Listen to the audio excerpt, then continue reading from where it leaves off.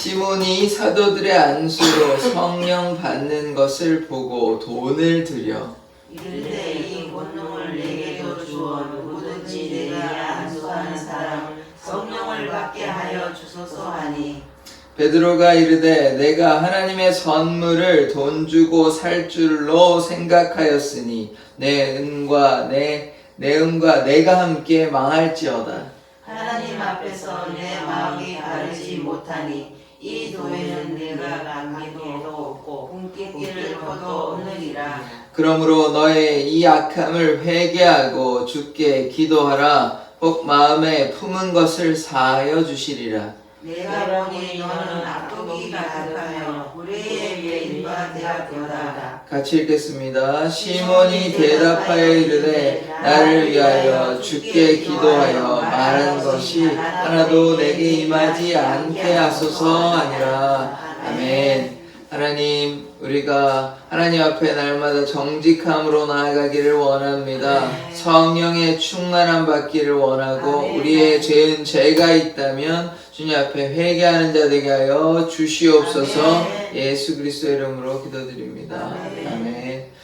주술사 시몬은 세례를 받고 열심히 빌립을 따라다녔습니다. 어제 말씀만 보면 참 빌립은 회개하고 세례도 받고 빌립이 아니라 시몬은 주술사 시몬은 빌립을 따라다니는 참 좋은 사람이다 이렇게 이해할 수 있으나 오늘 말씀을 보면 이제 주술사 시몬은 마술사 시몬은 그런 사람은 아니라는 것을 우리가 볼 수 있는 것입니다. 그래서 18절에 보면 시몬이 사도들의 안수로 성령 받는 것을 보고 돈을 들여. 그래서 시몬은 돈을 주고 이 성령이 임하시니까 이런 권능을 살려고 하는 것입니다. 그래서 어리석은 것이죠. 돈으로 하나님을 살 수는 없습니다. 돈으로 하나님의 능력을 살 수는 없는 것입니다. 이 마술사 시몬은 좀 어리석어서 하나님의 뜻을 온전히 깨닫지를 못하죠. 이제 믿은 지 얼마 안 됐으니까 집사 빌립을 좀 따라다니긴 했으나 세례도 받았습니다. 그러나 하나님께서 무엇을 원하는지 깨닫지는 못하는 거죠.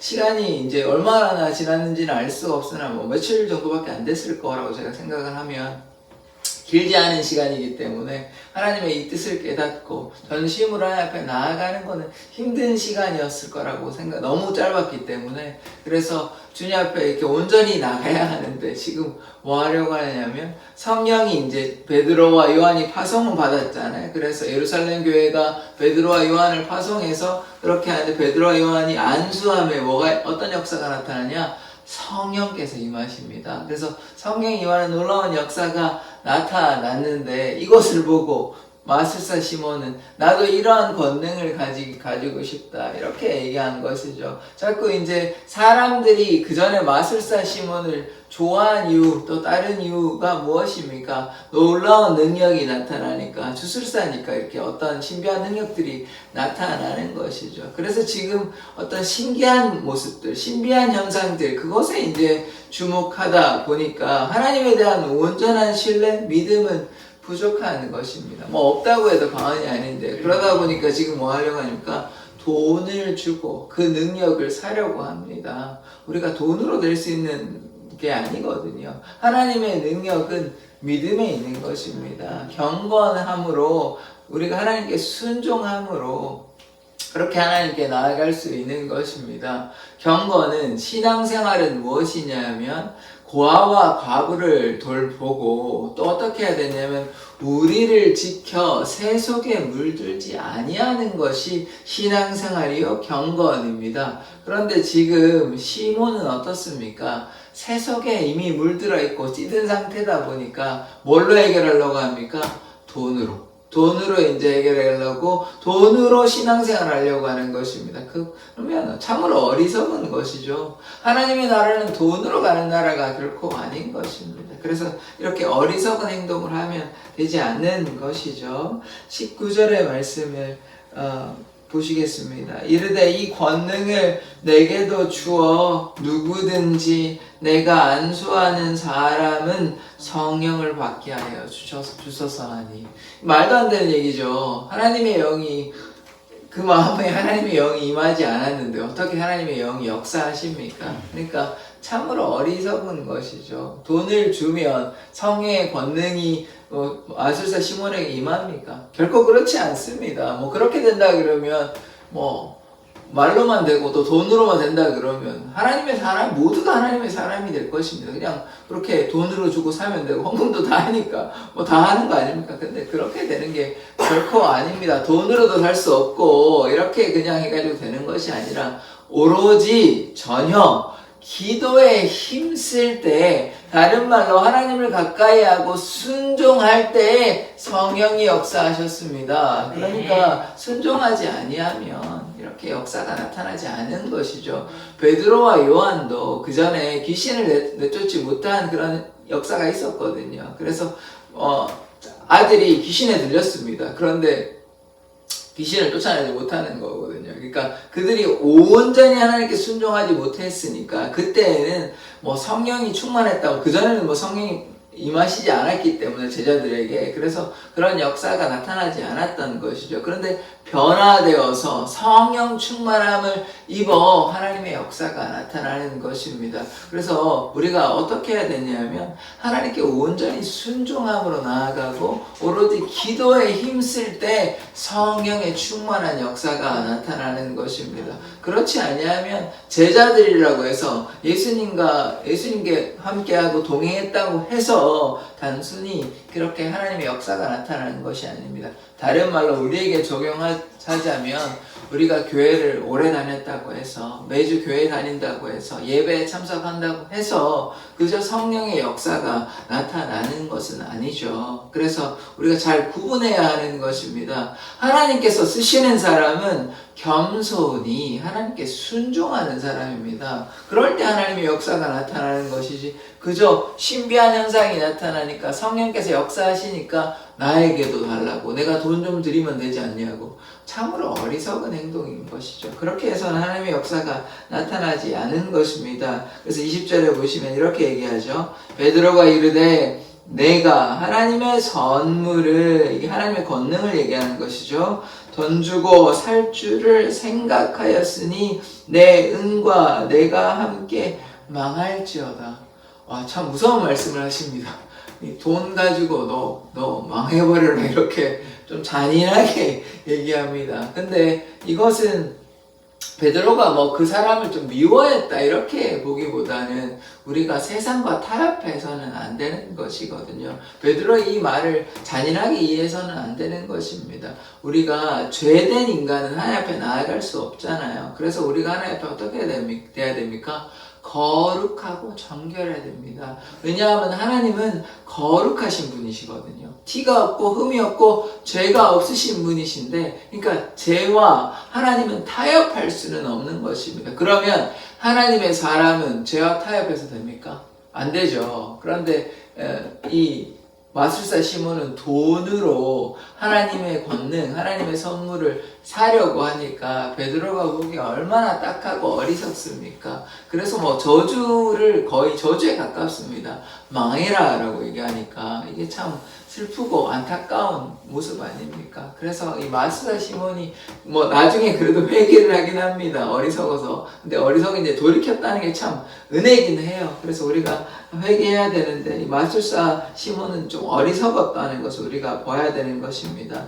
21절, 하나님 앞에서 내 마음이 바르지 못하니, 이 도에는 십자가의 도, 예수의 복음을 가리키는 것이죠. 내가 관계가 없고 분깃될 것도 없느니라. 그래서 제가 어제 뭐 말씀드렸냐면, 세례 받았잖아요. 어제 말씀만 보면, 오늘 말씀 없다고 치면, 어제 말씀만 보면 그냥 세례도 받았고, 세례는 제사함의 의식이거든요. 세례를 받았으니까 변화된 삶을 살았구나, 이렇게 우리가 생각할 수 있지만, 베드로와 요한의 파송의 이유가 무엇입니까?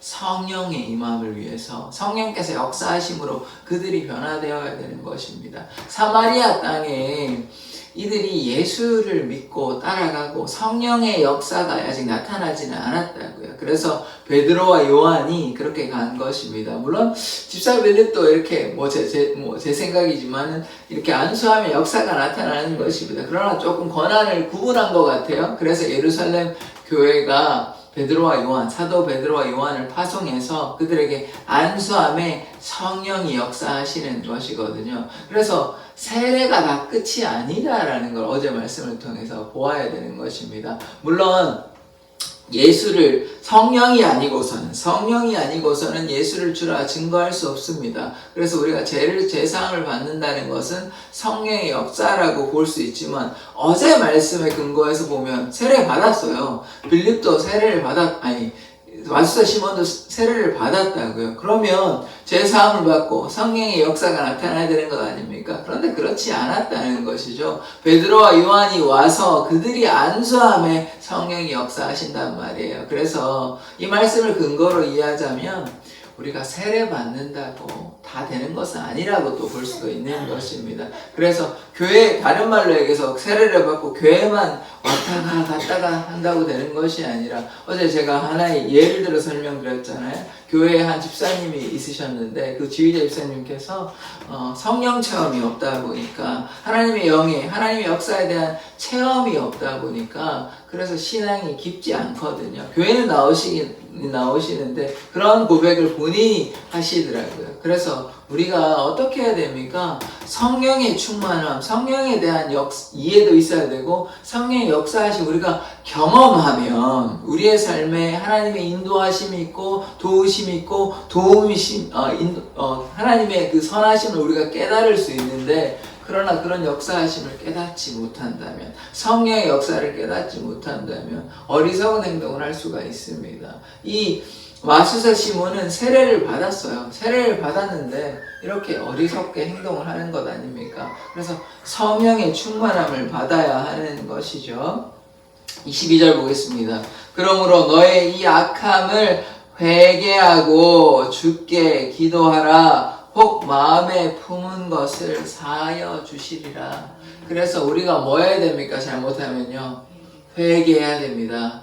오늘 말씀 가운데 중요한 부분은 회개해야 되는 것이요, 우리가 잘못하면 회개해야 되는 것입니다. 이스라엘에 많은 재앙이 나타났잖아요. 그 이스라엘이 잘못했던 이유 중에 하나는 우상 숭배를 하고 하나님께 불순종하고 하나님의 마음을 아프게 했던 것이거든요. 불평하고 원망하고, 그러므로 말미암아 하나님이 그들을 벌하시거든요. 모든 재앙이 하나님의 징계라고 볼 수는 없지만 그들에게 임한 것은 하나님의 벌이 대부분입니다. 그러면 이 오늘의 말씀을 보면 우리가 만약에 잘못할 때 있잖아요. 그러면 어떻게 해야 됩니까?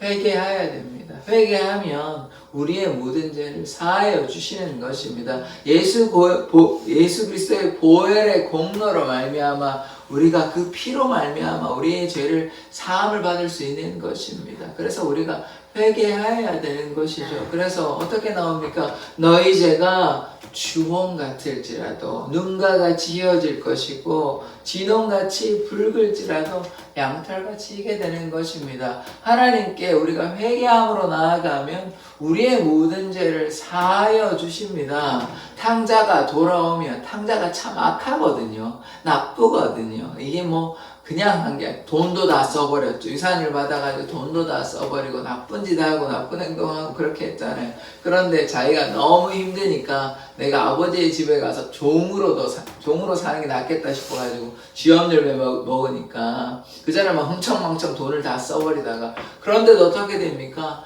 아버지가 받아주잖아요. 잔치도 벌이잖아요. 그래서 어떠한 죄를 지었건 간에 하나님 앞에 나아가면 아버지께서는 두 팔 벌려 달려가 환영하시고 안아주시는 것입니다. 그래서 제가 지금 무슨 말씀을 드리냐면, 우리가 주님 앞에 진실로 회개하면 하나님께서 다 용서해 주시는 것입니다. 그래서 우리가 회개함으로 나아가야 하는 것이죠. 우리가 신앙생활을 한다고 해서, 우리가 교회 다닌다고 해서 기도도 하고 말씀을 읽는다고 해서 회개 소홀히 하면 안 됩니다. 우리가 완벽하지가 않거든요. 우리가 뭐 세례 받았다고 혹은 예전에 성령께서 임하셔서 성령 체험하고 또 하나님의 영이 하나님의 역사 가운데 거한다고 해서 우리가 완전한 인간은 아닙니다. 완전한 인간은 오직 예수 그리스도밖에 없어요. 완전한 하나님이시고 완전한 인간이 그 외에는 다 넘어질 수 있습니다. 때로 죄에 빠질 수 있는 것이거든요.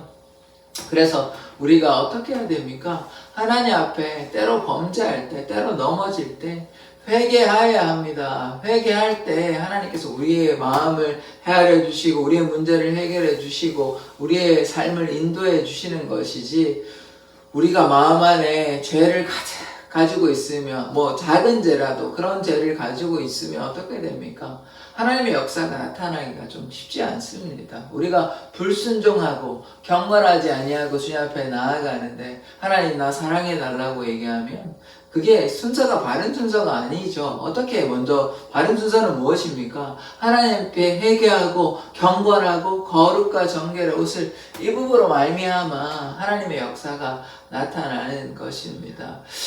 제가 이런 말씀은 참 조심스러운데, 뭐 저도 그랬던 거, 일반적인 얘기하는 것입니다. 제가 누구를 지칭해서 얘기하는 것이 아니라 하나님께 불순종하고 우리의 욕심을 따라 선택할 수 있잖아요. 잘못된 길로 나아갈 수 있잖아요. 그러면 우리 가운데 좀 문제가 있을 수 있습니다. 어려움이 있을 수 있어요. 왜냐하면 자 보십시오. 우리가 이 땅의 삶이 어떤 삶입니까? 영적 전쟁인 것이죠. 그러면 이 지금 사단이 우는 사자와 같이 우리를 삼키려고 계속 유혹하고 있잖아요. 우리가 하나님의 영 가운데 성령 충만하지 아니하고 하나님의 뜻대로 순종하지 아니하면, 이 말은 무엇입니까? 다른 말로 우리가 교회도 다니고 하고는 있지만 하나님의 길로 온전히 따라가지 못한다는 것이죠. 좀 방황한다는 것이에요. 그리고 이 방황하는 이유가 우리의 욕심 때문에 그렇지 않습니까? 우리의 불순종 때문에 그렇지 않습니까? 그러면 이것은 우리가 어떠한 역사로 봐야 됩니까? 사단의 역사인 것이죠. 그러니까 하나님의 사람이라고 해서 사단이 역사하지 않는 것 아닙니다. 사단은 항상 우리를 삼키려고 애를 쓴다니까요.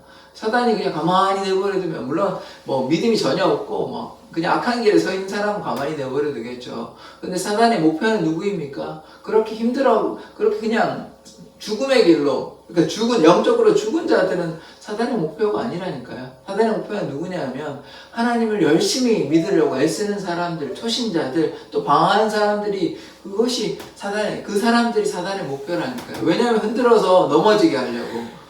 왜냐하면 더 많은 사람들을 지옥에 데려가고 싶은 게 사단의 목표거든요. 그러면 어떻게 해야 되는 것입니까? 우리가 날마다 영적 전쟁에서 승리하려면 오직 예수님 안에 거하고 성령 충만함 받아야 되는 것입니다. 그렇지 아니하면 우리가 휘둘리게 되는 것이에요. 다시 말씀드리지만 교회에 다닌다고 해서 사단이 역사하지 않는 게 아니라니까요. 그러면 아나니아 삽비라는 무슨 죄가 있습니까? 지금 하나님 앞에 모든 것을 내놓으려고 했을 때 그 안에 누가 역사하는 거예요? 사단이 역사한 거 아닙니까? 그래서 우리가 교회 다닌다고 해서 그것이 아닙니다. 조심해야 돼요. 심지어 목사님, 장로님, 권사님, 집사님, 신앙이 오래됐다고 해서 해당 사항이 없는 게 아니라니까요. 모두에게 사단은 괴롭힙니다. 유혹한다고요. 그 유혹에 넘어지면요, 목사님이라고 해서 뭐 대단한 분들이 아니고 권사님들하고 장로님이라고 해서 집사님이라고 다 똑같다니까요. 다 똑같다니까요. 넘어지는 건 한순간입니다. 성경에 나중에 제가 또 설교할 때 나오겠지만 다윗은요 얼마나 귀한 사람입니까? 하나님의 마음에 합한 자라고 그렇게 성경에 나오는 인물이고, 얼마나 고난 가운데서도 하나님의 말씀에 순종했던 사람이란 말이에요. 그런데 어떻게 됩니까? 나중에 밧세바를 범하게 되잖아요. 밧세바만 범한 게 아니라 밧세바의 남편 우리아를 직접적으로 살인한 거랑 마찬가지입니다. 왜냐하면 전쟁 중에 죽게 내버려 두거든요. 일부러, 고의로. 그래서 일부러 이렇게 함정을 파놓는 거예요. 얼마나 악합니까? 그래서 지금 제가 무슨 말씀을 드리냐면, 이렇게 하나님을 따라갔던, 그렇게 순수했던, 하나님만 바라봤던 다윗조차도, 그러니까 지금 현대 우리의 신앙으로 이해하자면 정말 믿음이 충만한 이 다윗이라는 사람이 이렇게 한순간에 넘어지는 것이에요. 그래서 이것이 모두에게 해당된다는 사실을 우리가 깨달아야 됩니다. 그럼 어떻게 해야 되냐? 날마다 하나님 앞에 뭐 해야 됩니까? 오늘 회개해야 된다고요. 거룩과 정결의 옷을 입어요. 어떻게 거룩과 정결의 옷을 입겠습니까? 주님 앞에 우리가 범죄하면 회개하고 유혹에 넘어가지 않도록 하나님 도와달라고, 하나님 은혜 베풀어 달라고 날마다 기도하고 하나님만 바라보고 나아가야 되지. 그렇지 아니하면 이렇게 믿음이 대단한, 이렇게 순종했던 다윗도 넘어지는데 우리가 뭐 얼마나 대단한 사람이겠습니까? 똑같거든요. 물론 뭐 다른 예도 있습니다. 요셉과 같이 담대하게 믿음으로 나아갔던 요셉도 있습니다만 유혹에 넘어가지 않고, 그러나 우리가 다윗과 같이 넘어질 수도 있기 때문에 조심해야 하는 것입니다. 반드시 회개함으로 주님 앞에 나아가야 됩니다. 제가 이런 말씀을 좀 드리고 싶은데, 뭐 병자가 치유되는 것, 그 다음에 귀신이 떠나가는 것, 이거 기도하는 사람의 믿음으로 치유함 받기도 합니다. 우리가 보았지 않습니까? 성전 미문에 구걸하던 사람이 베드로가 기도하니까 치유함 받고 기뻐 뛰면서 막 걷게 되는 역사가 나타나잖아요. 그런데 그것이 만약에 그 사람이 만약에 또 죄를 짓고 하나님 앞에 나아가지 않으면요, 또 어려움이 그에게 임하는 것입니다. 제가 이 얘기를 왜 하냐면 일반적인 얘기하는 것입니다. 저희 뭐 꼭 사랑의 교회 성도들 얘기하는 것이 아니라, 병이 걸리고 또 마음에 어두움이 있고 이러면 우리가 어떻게 해야 되냐면 주님 앞에 회개함으로 거룩과 정결의 옷을 입어야 하는 것이에요. 그렇지 아니하고서 누군가가 자꾸 기도만 해달라 그러고 본인은 하나님께 순종하지 아니하면 그 안에 누가 역사하겠습니까? 어둠의 영이, 사단의 영이 괴롭히는 것이죠. 그러면 안 되는 것이에요. 그럼 어떻게 해야 됩니까? 회개해야 된다니까요. 하나님 앞에 순종하고 거룩과 정결의 옷을 입어야 된다니까요.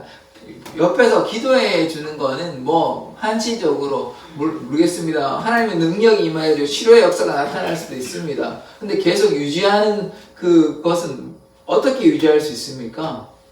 그것은 본인이 회개하고 본인이 기도하고 본인이 하나님께 순종해야 하거든요. 그런데 그렇지 않으면 치료받았다고 해도 어둠의 영이 또다시 옵니다. 또 괴롭힙니다. 왜? 아까 제가 말씀드렸잖아요.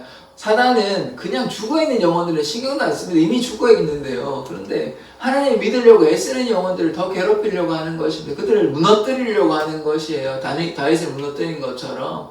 그래서 우리 모든 성도들이 하나님께 예배하고 순종하고 하나님 앞에 회개함으로 나아가야 하는, 잘못할 때 그렇게 하지 않으면 그 안에 괴로움이 계속 있는 것입니다. 그건 누구나 마찬가지예요. 어떤 뭐 연약한 사람만 그런 것이 아니라 멀쩡해 보이는 다윗도 그렇게 넘어지게 되는데요. 한순간이라니까요. 그렇게 저도 만약에 하나님 앞에 기도하지 아니하고 거룩과 정결의 옷을 입지 아니하고 제 욕심이 있을 거 아닙니까? 사도 바울도 육신과 그러니까 영과 육이 이렇게 싸우는 것을 계속 묘사하거든요. 로마서에 보면. 그래서 하나님께 우리가 순종하고 잘못했을 때는 반드시 회개해야 하는 것입니다.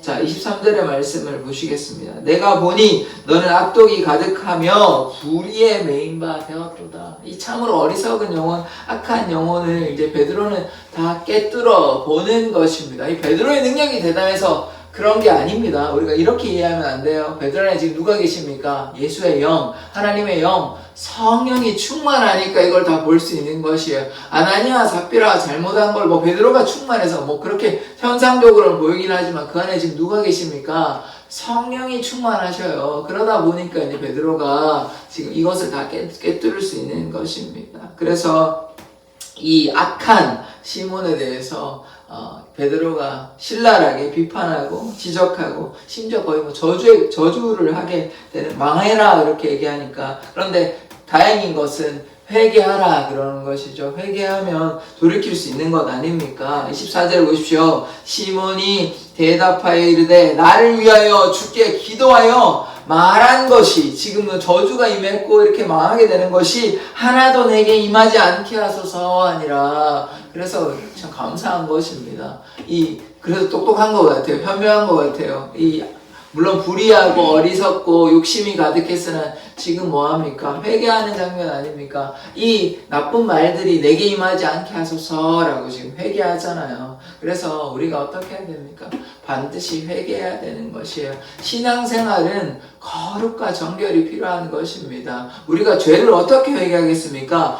보혈로 말미암아 우리가 죄 사함을 받는 것 아니에요. 그래서 우리가 주님 앞에 회개함으로 나아가십시다. 거룩과 정결을 반드시 입어야 하는 것입니다. 안 그러면요 넘어지고 우리의 인생이 괴로워진다니까요. 왜 괴로워집니까? 하나님의 길로 나아가지 아니하고 불순종하고 우리 안에 누가 지금 괴롭힙니까? 사단이 괴롭힌다고요. 어둠의 영이 우리를 힘들게 한다니까요. 그러니까 불안해서 잠도 못 이루고 괴로워하는 것입니다. 그게 모두가 그럴 수 있습니다. 하나님의 영 가운데 성령이 충만하지 않으면 어둠의 영이 사로잡히니까 뭐가 기쁘겠습니까? 불안하고 괴롭고 힘드는 것이죠. 그래서 잠도 못 주무시고 괴로워하는 것이에요. 또 다 그렇다고 얘기할 수는 없지만 육신의 질병도 하나님께 불순종하는 게 해서 나타나는 것이 많거든요. 스트레스만 받아도 심하게 받으면 어떻게 됩니까? 암도 걸릴 수 있습니다. 하물며 그런데 사단의 영에 사로잡혀가지고 하나님께 순종하지 않고 제멋대로 가면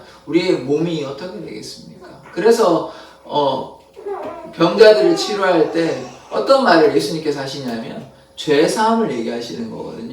죄를 사한다고 얘기하시거든요. 그러니까 육신의 질병이 모두가 다 그렇다고 얘기할 수는 없지만 상당한 부분은 죄와 관련되는 것이에요. 우리가 불순종함으로 말미암아 우리의 몸에, 우리의 마음에, 우리의 정신에 병이 생기는 것이에요. 그래서 우리가 어떻게 해야 됩니까? 오늘 말씀 회개해야 됩니다. 회개함으로 하나님께서 우리의 죄를 사해 주시고 하나님의 영이 충만하면 우리의 병이 치유함을 받는 것이에요. 우리의 마음의 병, 신의 병이 치유함을 받는 것입니다. 그래서 우리가 마음에 불안함이 있고 어려움이 있고 괴로움이 있고 육신의 질병이 있다면 모두가 다 그렇다고 얘기할 수는 없지만 대부분은 우리가 하나님 앞에 불순종하고 죄를 짓고 하나님 앞에 돌이키지 아니하였기 때문에 괴로워하는 경우가 많이 있습니다. 그래서 하나님께 우리가 순종하십시다. 하나님께 나아가면 하나님께서 우리에게 복 주시고 은혜 주시고 기쁨 주시고 병도 치료해 주시고 마음의 평안을 허락해 주십니다. 그러면 교회 오는 것도 너무 신나고 예배 드리는 것도 신나고 하나님께 순종하고 말씀과 기도로 무장할 텐데 제가 수없이 앞에도 말씀드리고 말씀에도 그렇게 수없이 나와 있는데 주위에 번하고 그렇게 하지 마세요. 하나님 말씀 읽으십시오. 기도하십시오. 그렇게 욕심부리면 안 됩니다. 하나님께 돌이키십시오. 하나님께 순전하게 나아갑니다. 수없이 주위의 사람들이 얘기해도 불순종하면요 하나님께서 역사하실 수 없는 것이죠. 하나님이 전능하지 않아서가 아닌 것입니다. 우리가 하나님께 순종하지 않아서가 아니에요. 우리가 순종함으로 우리가 기도했는데 그들 영은 어떻습니까? 하나님께 불순종한다니까요. 그러면 하나님께서 사랑을 보이실 수 없는 것이죠. 그래서 신명기에 보면 축복과 저주가 있거든요. 에발산과 그림짐산에서 축복과 저주가 있는데 순종하면 복 받는데요. 불순종하면요 저주가 임합니다. 하나님께서 엄청난 저주의 막 얘기들을 하시거든요. 그러니까 우리가 하나님께 순종하는 자 되어야 되겠습니다. 가장 큰 저주가 무엇이에요? 영생을 못 누리는 것입니다. 생명을 가지지 못하는 것이죠. 이 땅의 삶이 영원하지 않다니까요. 그러니까 이 땅의 삶은 하나의 커다란 시험의 과정이라고 말씀드렸잖아요. 그래서 시험을 통과하면 영생을 누리고 시험 통과하지 못하면요 안 되는 것이죠.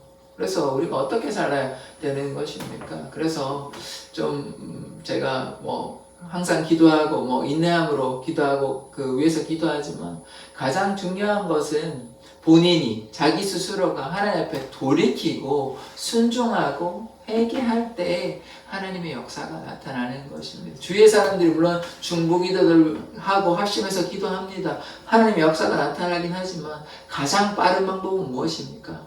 본인이 순종해야 돼요. 본인이 하나님 앞에 나아가야 돼요.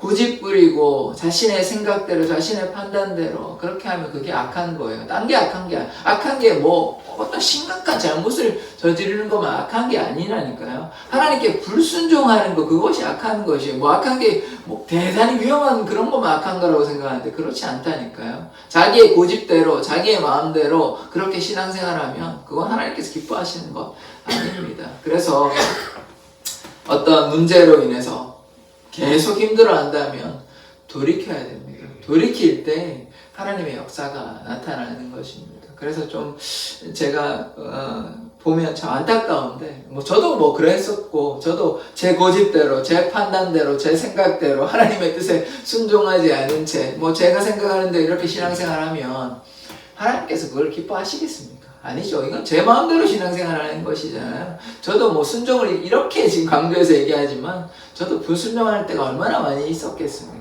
그래서 그것을 지금 돌이키고 순종함으로 나아가려고 애를 쓰는 것이거든요. 순종할 때 하나님의 역사가 나타나는 것입니다. 그래서 우리 사랑의 교회 성도들이 또 사랑의 교회 공동체가 변화되고 성장하려면 하나님의 말씀에 순종해야 됩니다.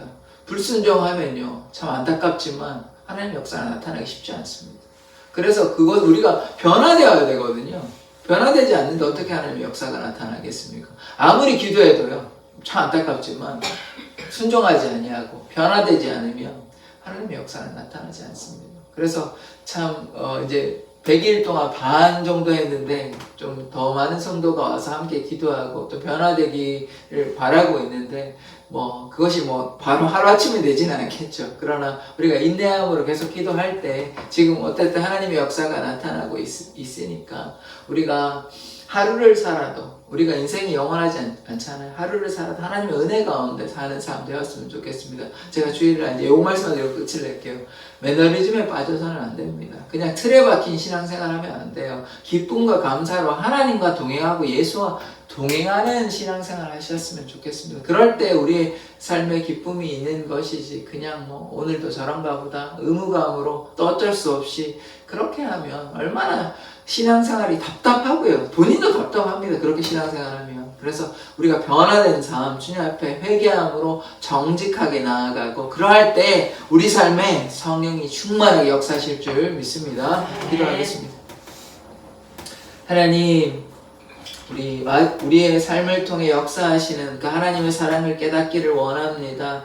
마수사 시몬이 어리석어서 돈으로 하나님의 능력을 사려고 했습니다. 우리의 삶은 어떠합니까? 우리가 죄 가운데 거하며 우리의 고집대로, 우리의 생각대로, 우리의 판단대로 살아가면서 하나님의 역사를 기대하고 있습니다.